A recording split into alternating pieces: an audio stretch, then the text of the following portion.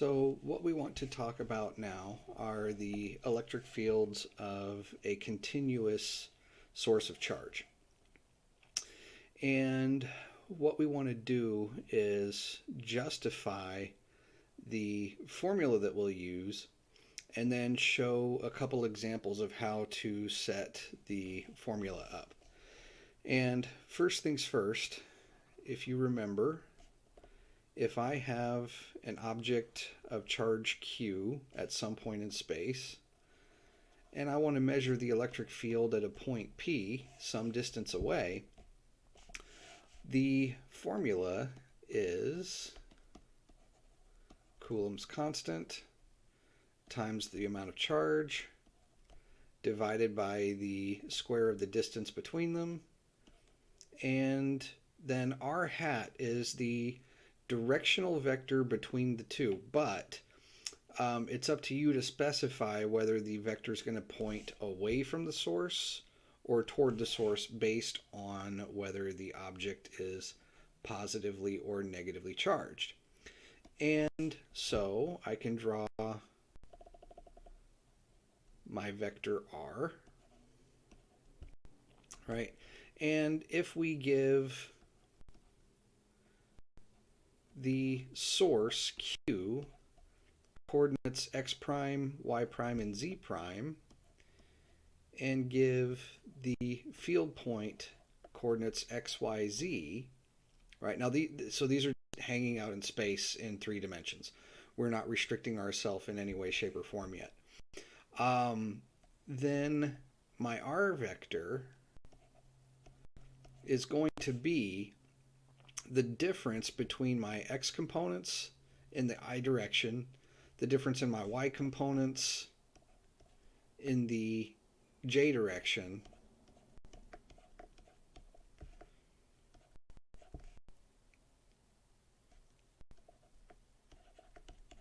and so on.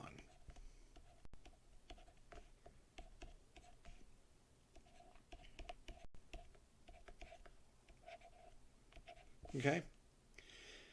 So this gives me the direction between my 2 points, and if this is a positive charge, let's assume that this is a positive charge, then the field is going to point away from my charge. So this is the direction of E, and that is also the direction, but not necessarily the magnitude, but the direction of r hat. Okay? And r squared, to get r squared, this is the same thing as r dotted into itself.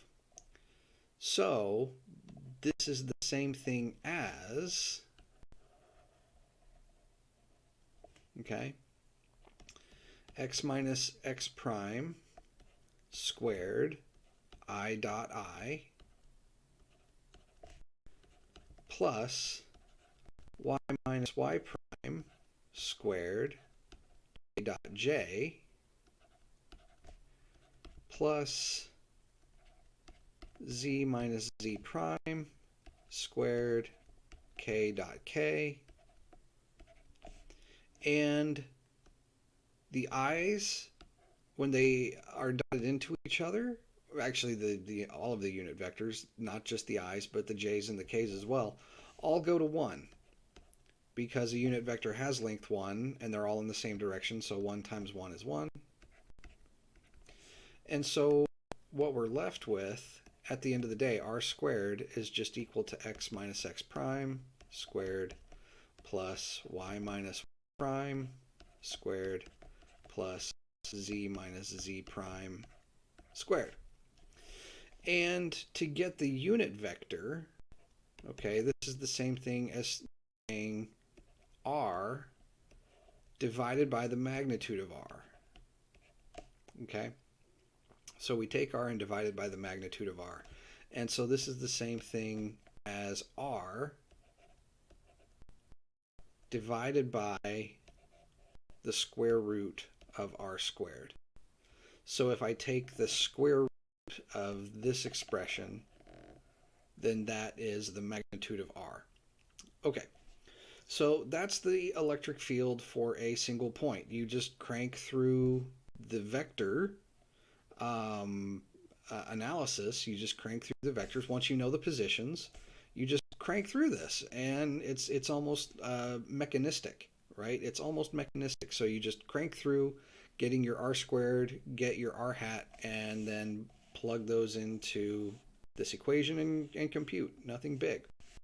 But what happens if and when you add another charge, right? So I add another charge, and so therefore we'll label this Q1, call this Q2, call this R1, and I have a new R2, and I can even add a third charge. And that gives me,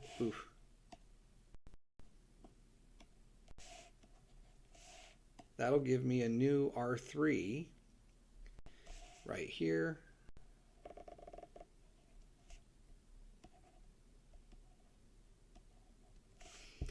And so you would have to crank through all of these. You'd have to crank through the vector analysis for all three of those. And then the total becomes E1 plus E2 plus E3. Okay? But if you keep adding more of these, the more charges you add, the more you have to do this vector math, which is quite cumbersome, even after just a couple calculations. In principle, as long as your points are discrete, what happens is you move toward a summation.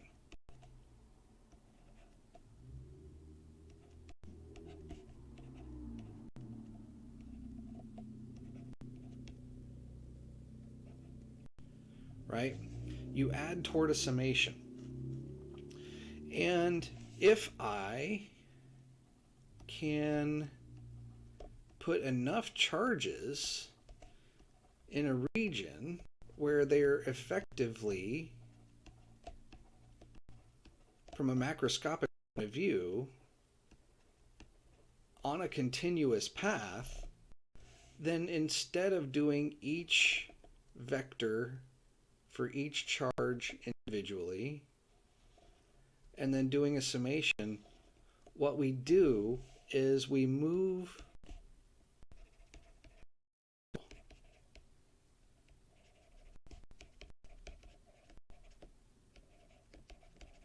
okay? So when charge is sufficiently distributed uniformly across an object, be it a one-dimensional object, surface, two-dimensional, or a volume, three-dimensional,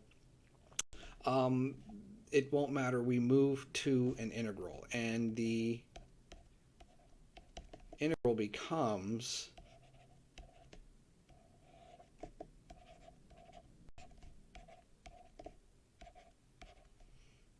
of this form.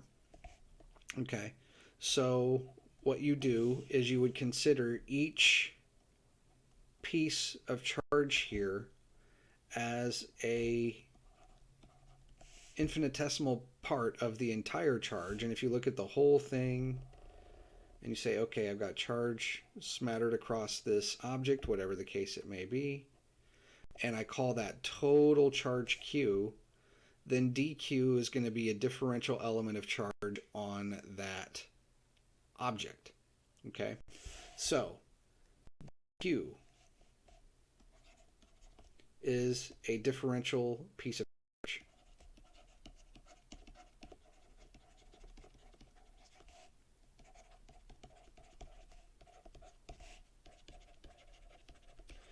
And you might ask, can we get away with this? Right? Can we get away with this? Well, remember, first things first, that each elementary charge, like the charge on a proton or electron is 1.6 times 10 to the negative 19 coulombs. So 1 coulomb of charge is equal to 6.25 times 10 to the 18 charges. So when I have 1 coulomb of charge, I have 6.25 times 10 to the 18 individual charges. So what that means is, even if I have an object that is charged by 1 picometer, or 1 picocoulomb, okay? 1 picocoulomb is still 6.25 times 10. Now, picocoulomb is 10 to the 12th, 10 to the negative 12, so I'm taking 12 orders of magnitude away, and that's 6. Okay, so 6.25 times 10 to the 6 charges. So imagine I have a rod,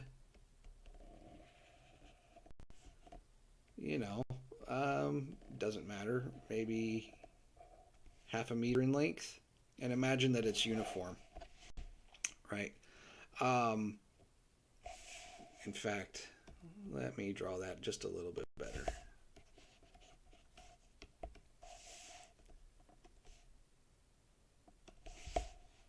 So if I have a rod,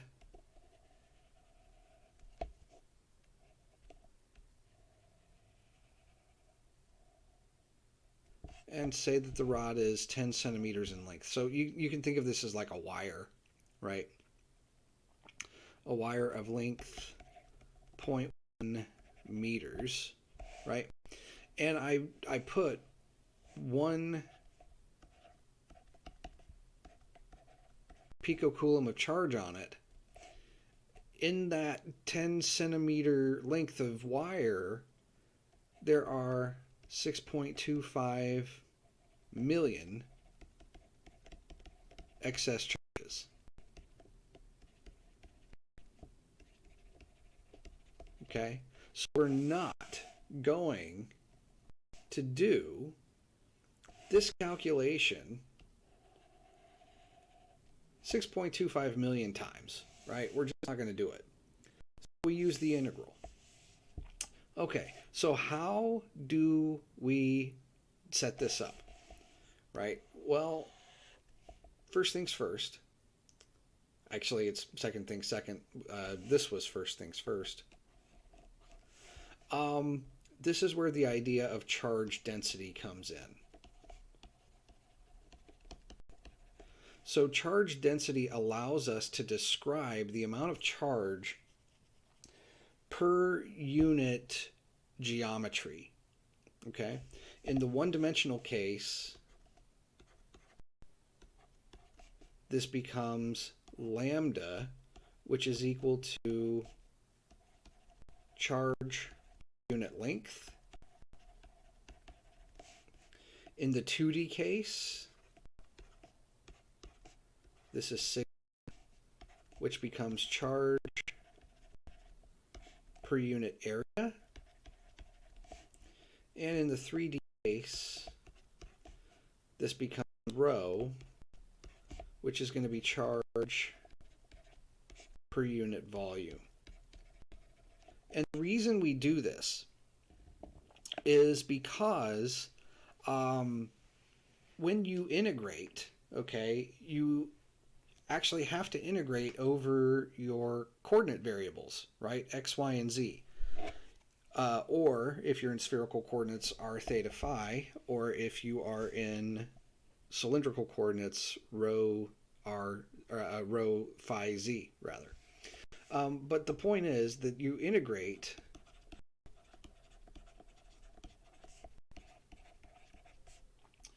over coordinates, typically, right? So when you integrate over coordinates, you have to transform your dq's into expressions that contain the coordinates you can integrate over. So that's what the purpose of the charge density is. It gives you a way to transform your charge differentials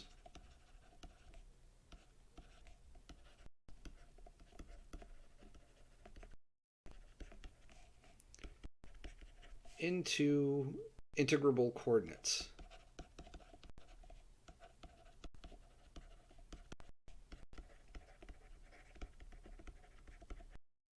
Okay, so that's the purpose of the lambda sigma rho. Now, last caveat before we actually dive into examples, we're only going to do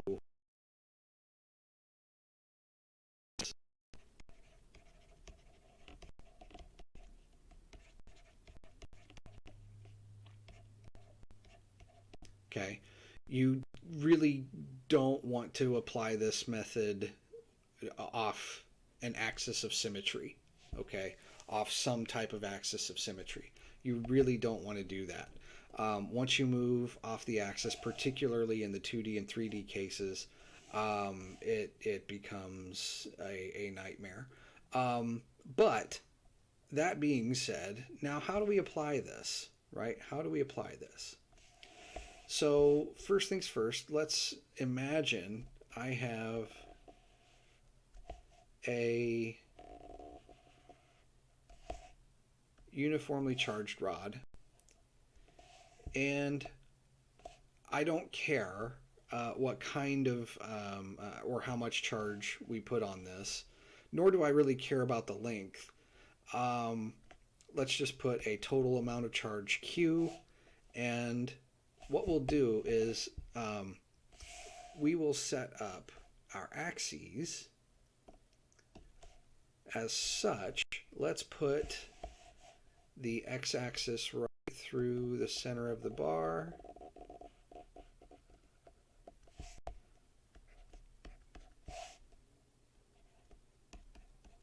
And let's cut the bar in half with the y-axis.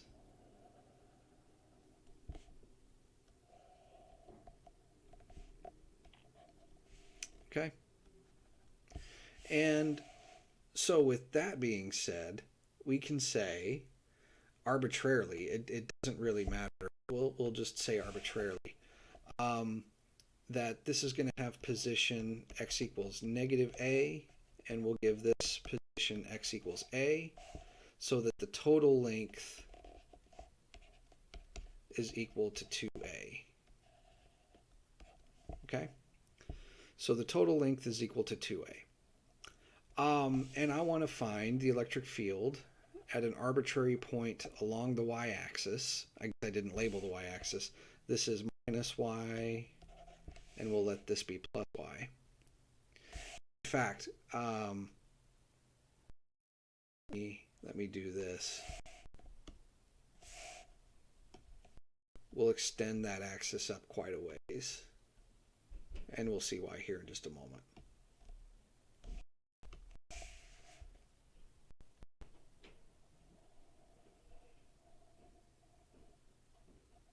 Okay, so there's our y-axis. And so what we're going to do is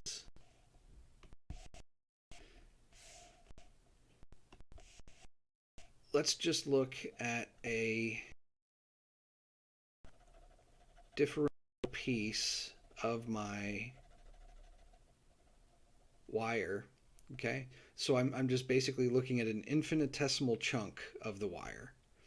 And the infinitesimal chunk of wire is going to have a charge on it dq, right? So the total rod has charge q on it, and once again we'll just assume that this is a positive. But so this has total charge dq, and it has width, since we're along the x-axis, it has width of dx. Okay, it has a width of dx, and it lies at a position x away from the origin, right? So far so good. My point P is where I want to evaluate the integral, or evaluate the field, rather. It'll turn into an integral, as we'll see, but that's where I want to evaluate the field. So I start by drawing my r vector, And since the charge is plus, the field is going to point away. But this is the field due to a differential piece of charge, not the whole thing. So this is going to be a differential piece of field. Okay? And for we will say that the y value here is fixed, right? We're fixing our field point. And so now the first thing these types of symmetric problems is to determine what your r hat is. This is often the hardest part, okay? So I want to determine what r hat is. And to do that, notice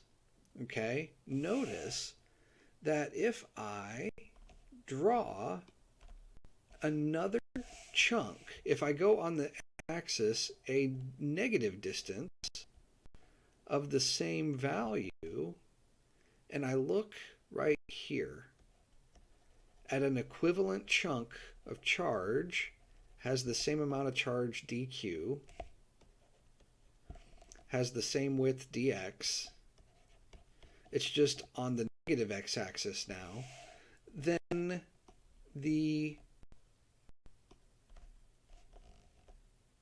r vector is going to be here, and the differential field part is going to be here.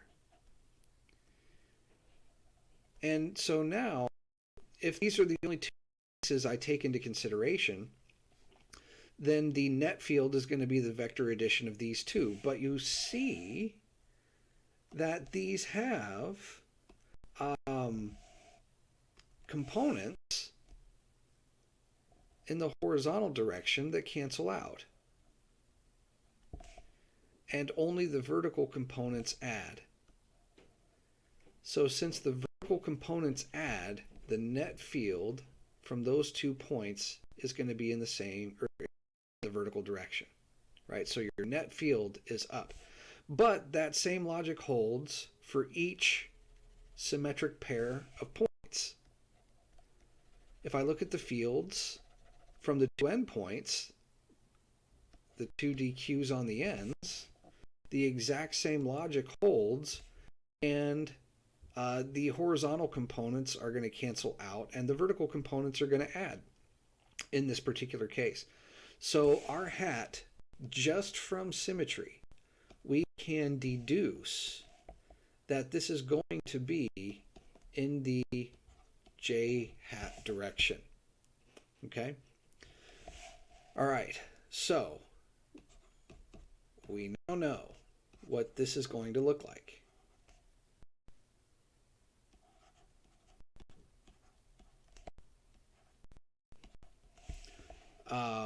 The unit vector. And now we're going to fill in each piece as we go. Okay? So what about the dq's? Well, if this is a uniformly charged rod,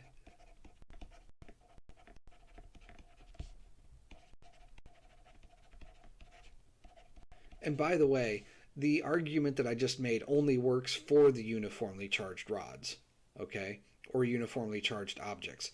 When you break that symmetry, that doesn't necessarily hold. It might, but it's not a given. Okay. So, for the uniformly charged rod, what we have is lambda is equal to charge per unit length.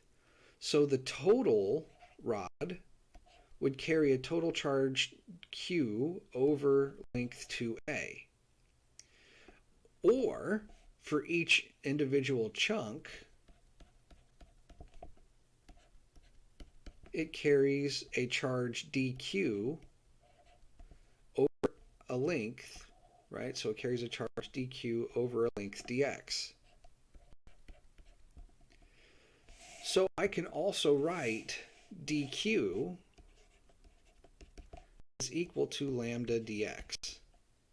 Okay, I can write dq is equal to lambda dx.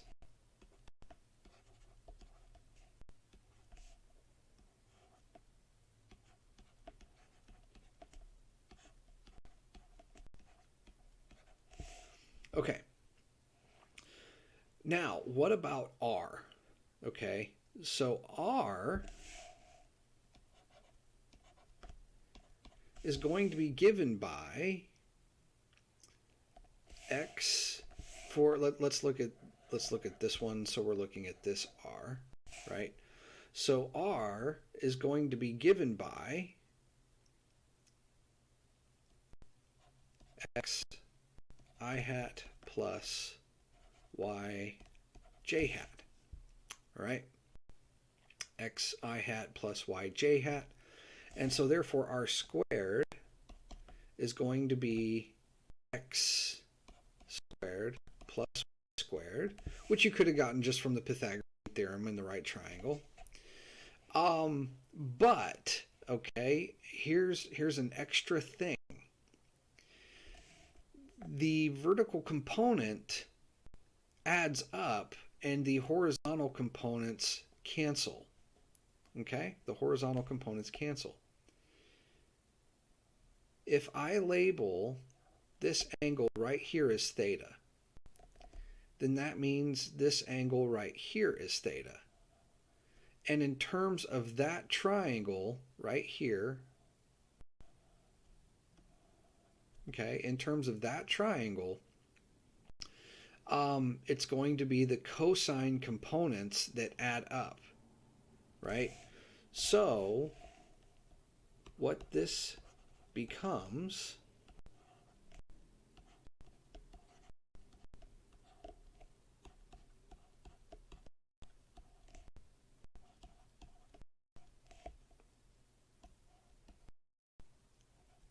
is this.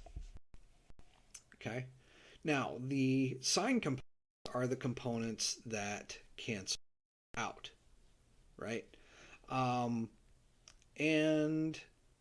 so cosine, get in terms of my geometric variables, right? Actually, so let me pause here for just a moment. I have two choices. I can either translate cosine into x and y, or I can translate x and y into theta variables, okay? Trigonometric variables. We'll show you how to set both up, but for the moment, what we have here is x. If I look at this triangle right here, my cosine is going to be y over r. So cosine becomes y over r.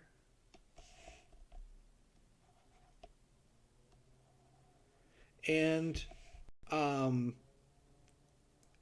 r, in the case of just using the Pythagorean theorem, right, is going to be the magnitude of r. So this is going to become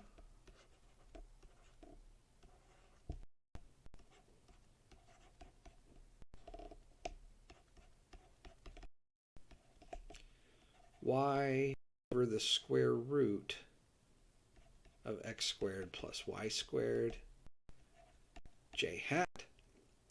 And what happens here is that this is the same thing as x squared plus y squared to the 2 halves, and something to the 2 halves times that same thing to the 1 half is the same thing as that to the 3 halves. So one thing further, if your rod is uniformly charged, then lambda is constant, right? That's what these two expressions make. If your rod is uniformly charged, then lambda is constant, so it can come out of the integral. Y is a constant, so it can come out of the integral.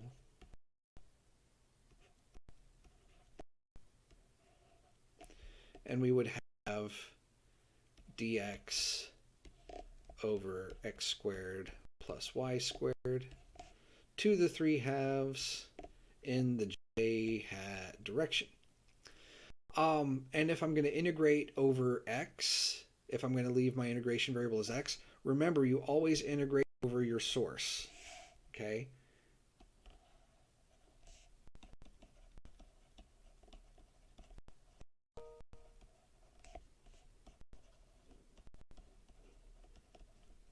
So you're integrating over your source, so you would integrate from x equals negative a to x equals a.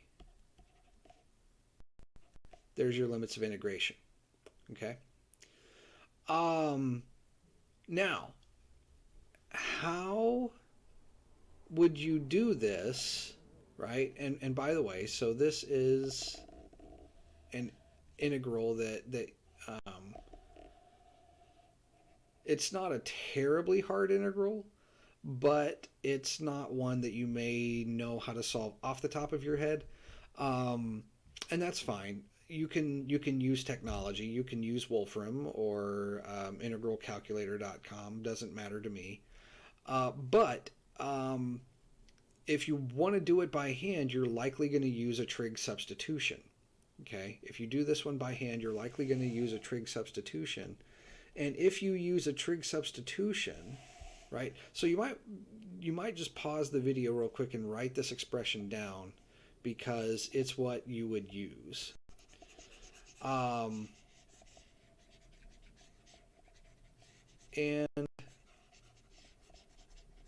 if you use the trig substitution method, here's how it works. Here's what you would do. So remember that this was cosine of theta. Okay? Now, I need to transform my x's and my y's into trig functions, and I need to transform my dx into a d theta, right? So how do I do this? Well, remember your three basic trig functions. Sine of theta is, in this right here, going to be x over r. Cosine of theta is going to be y over r.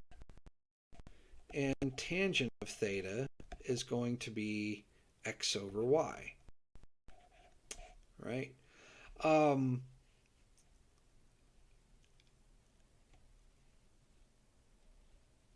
I personally, okay, would not recommend using either. Well, so first of all, you cannot use cosine to transform your dx, right? That's not strictly true, but it would be very difficult, right? Because you would have to solve for x out of your r. You would have to write r as the square root of x squared plus y squared, solve that for x, and then take the derivative with respect to theta, and it would be a mess, right? But here we can solve for dx very simply.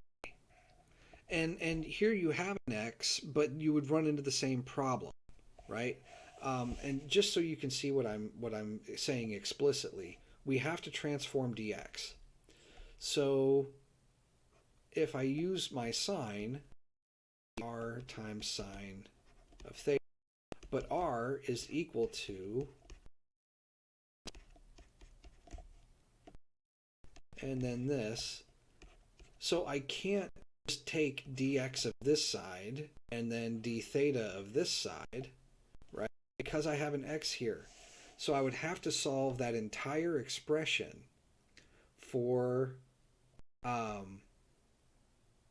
x, and then take the differential and then substitute. That's very, very laborious and unnecessary. So I would use the tangent function, and you can say that we'll start with x is equal to y theta. Then you take dx, y is constant, so the only thing that would change is your theta variable. And so then this is going to be secant squared theta d theta. Okay, so you can transform dx like this. And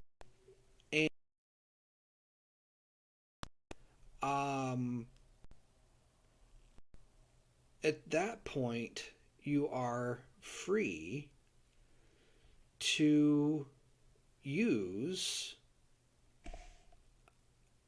really any of these at that point. I would to transform your x squared plus y squared term. Okay, I would not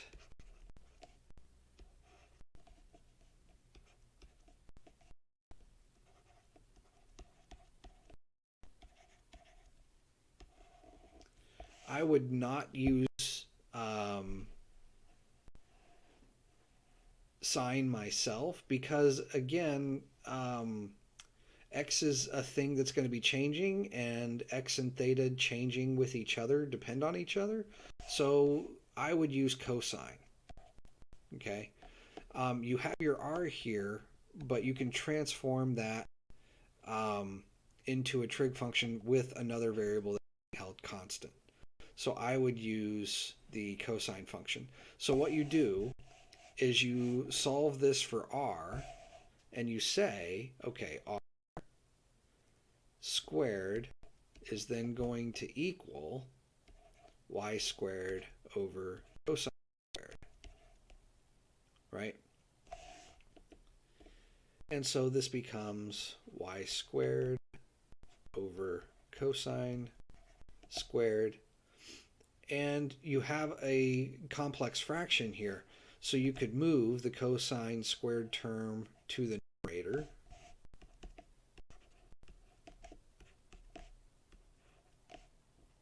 And you can cancel out one of your y's.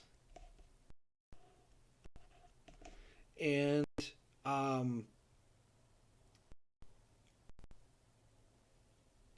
you move your cosine squared up to your numerator, your cosine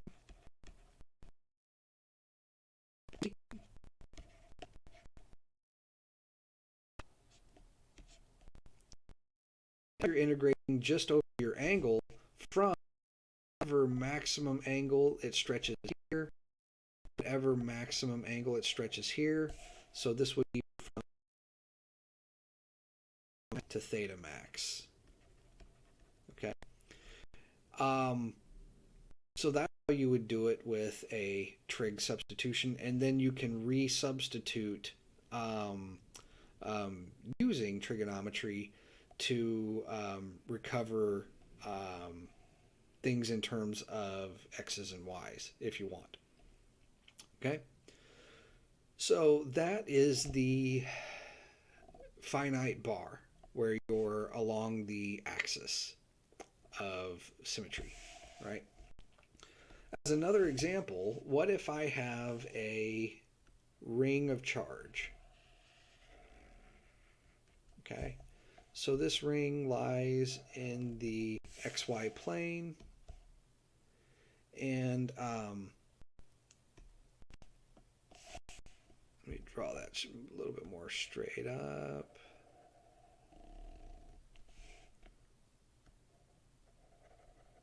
So here's my origin. Here is my y-axis. Here is my x-axis. And here's the z-axis. And I want to evaluate the field at a point P. Okay. So assume that the loop is uniformly charged.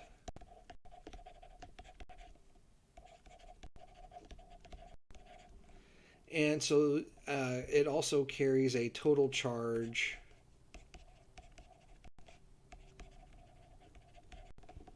capital Q. Okay. And so what you do is you say, okay, I'm going to look at a element of charge here, call that dq, and that is going to create a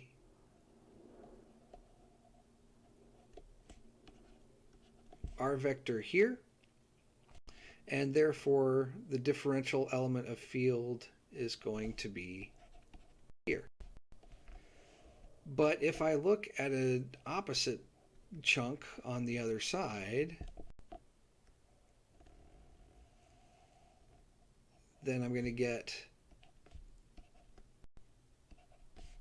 another R, and these R's are going to be the same length, and once again I get another DE, and these are going to contain components that cancel out once again, right? Because they're going to have the horizontal components cancel out and the vertical components are going to add.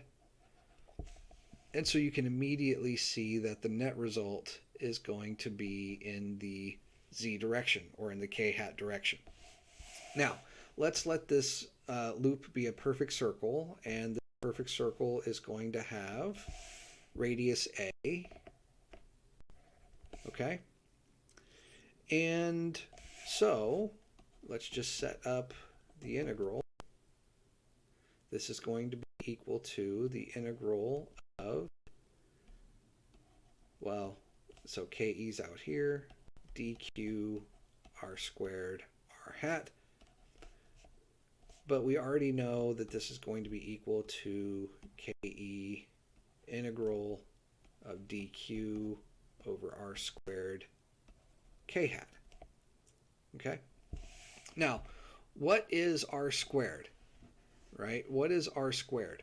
Well, if r is the vector from my source to my field, and r is the magnitude, r vector is that quantity, r magnitude is the length of that vector, then that r is just going to be the square root of a squared plus z squared, right? Because going from the center of the loop out to the edge, or out to the loop itself, everywhere is going to be a distance a from that center, right? And so a squared plus z squared square rooted gives me that length. So r squared is just going to be a squared plus z squared. And so now what we have, the vertical components are the ones that add once again. So if I label this as theta once again, and this is theta, once again the cosine components are the components that are going to add. So I need to add a cosine theta.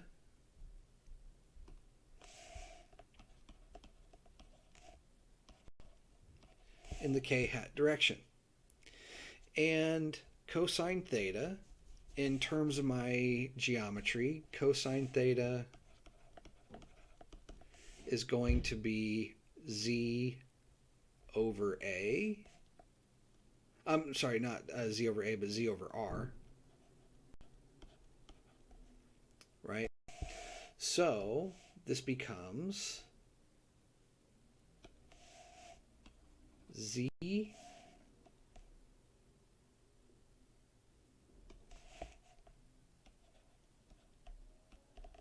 over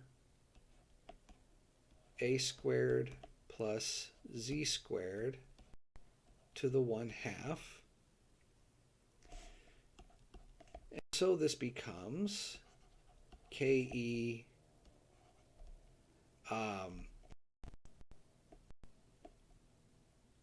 r squared is a squared plus z squared times another a squared plus z squared to the 1/2.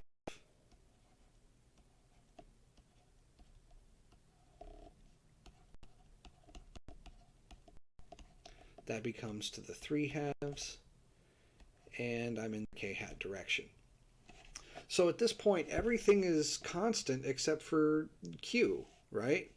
as I need to integrate around the ring, all of my other variables are constant. So this is just going to be ke t over a squared plus z squared to the 3 halves k hat, with the integral dq left. But if I integrate around the ring, if I just keep up adding up chunks of the ring, eventually I'm just going to add up all of the charge on the ring. And all of the charge on the ring is my total charge Q. This becomes just capital Q. The integral of dq just becomes capital Q. And so there we have that. So this is the result. You can use lambda to do the same calculation. If you want to get practice transforming this into lambdas and sigmas and so on, then I encourage you to do that. And here's how you would do it, right? So here's my loop. Here's my axis. Here's the y-axis. Whoop. Here's the x-axis. And it has radius A. Okay, so my field point is up here. And so if I look at a segment of the wire here, dq, this length ds. Why ds? Well, when you are on a circle, you're traveling across the circumference from one point to another, right? If I travel across the circumference along this arc, then I'm not traveling in a straight line. So ds, actually, let's say this. S is what's known as the arc length. Okay, so S is just known as the arc length. And it's this fraction of the circumference here. Okay, it's that length going along the circumference. But there's a relationship from fundamental geometry that says if I have an angle theta and I have a radius A, then my arc length is going to be equal to the radius times the angle. Okay? So, with that in mind, if I take the differential, then this is going to be A d theta. And so, my integral looks like this.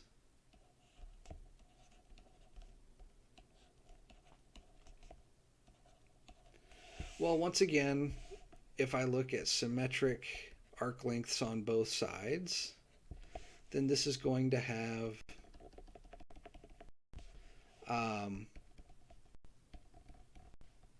points that cancel. Imagine that's a straight line. I really should clean that up.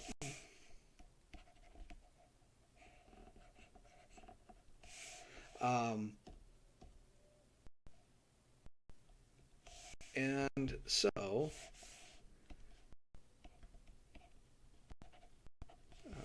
why are you not drawing? Okay, there we go. Okay, so they're going to have points again that cancel because the horizontal components here are going to cancel out. So you're left with your vertical components, but the vertical components are just as they were in the previous example.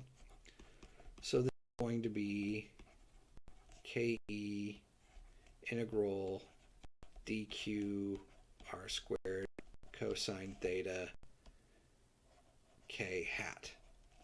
Okay. All right.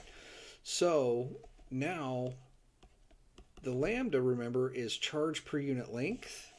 And so I have charge dq per this unit arc length. But ds is equal to a d theta.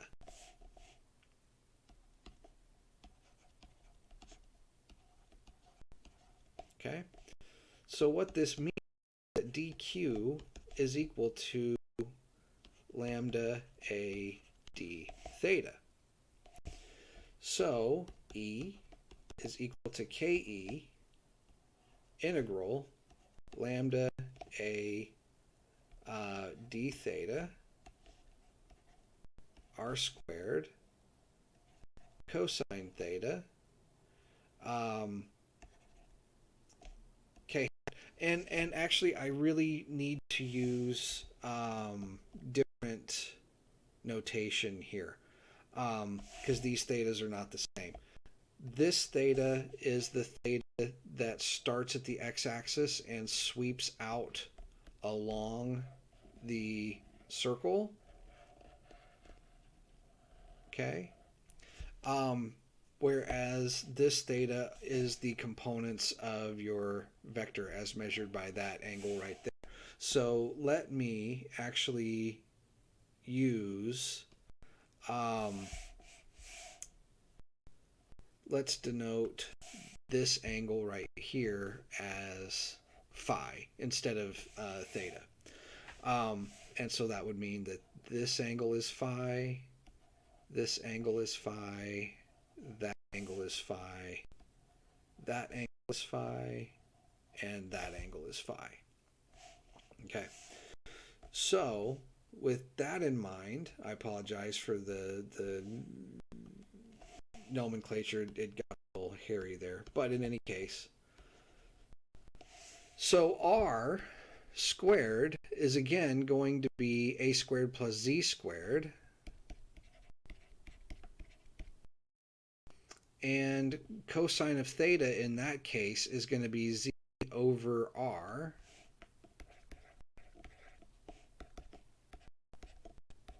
So that's essentially exactly the way it was before. And so lambda is constant, a is constant, my r squared and my cosine theta are constant, so everything in the numerator comes out except for the d theta. And here we have squared plus y squared 3/2 from my cosine term, substituting the z over r in for cosine, and then multiplying the denominators r squared and r together gives you this. And I'm left with integrating phi over the ring, which gives me 2 pi radians. And so my result is equal to ke lambda az 2 pi over x squared plus y squared to the 3/2 and the k hat. Now, you may be asking yourself, is that expression equivalent to the expression here? And the answer is, it sure is. Here's why. So, remember that lambda is total charge. For in the uniformly charged cases, it can be thought of as the total charge over the total length, and the total length is the circumference, or 2 pi a. So q is the same thing as lambda times 2 pi a. And here you have lambda 2 pi and a. So you've got ke times z, and then the lambda, 2 pi, and a all combine into q. got the z left over, and I've got my x squared plus y squared in the k hat direction. And there you have it. So that is the electric field of continuously charged objects. This is the short introduction, more tutorials to come, but this should give you a sense of how to start using that integral equation. All right, hope you found this helpful, and we will see